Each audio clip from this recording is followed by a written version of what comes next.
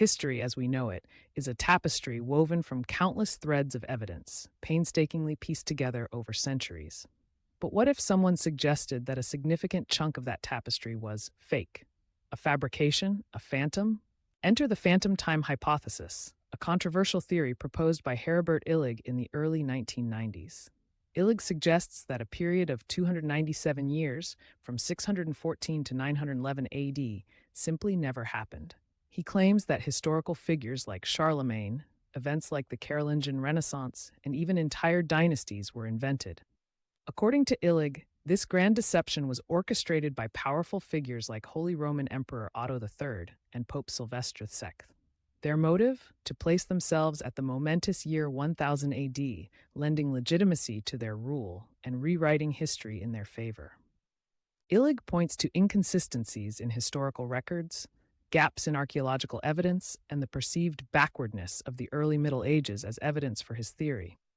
He argues that the calendar was manipulated, documents were forged, and physical artifacts were misrepresented to create this illusion of a phantom past. But is the phantom time hypothesis a credible theory or a mere conspiracy? The vast majority of historians and scientists reject it, citing overwhelming evidence to the contrary. They point to astronomical observations, dendrochronological data, and the sheer volume of historical records that contradict those claims. Critics argue that the inconsistencies and gaps in evidence that Illig highlights are not unusual for the early Middle Ages.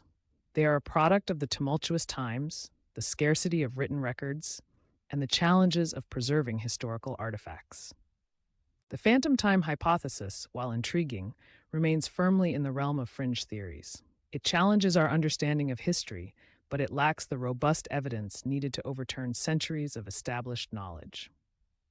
So, is it a conspiracy theory? While Illig's hypothesis may not fit the traditional definition of a conspiracy, it certainly shares some common traits. It posits a secret plot by powerful figures to manipulate history for their own gain, and it relies on selective interpretation of evidence and a distrust of established authorities.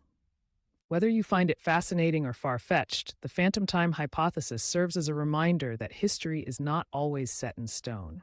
It is a constantly evolving narrative, shaped by new discoveries, interpretations, and yes, even the occasional controversial theory.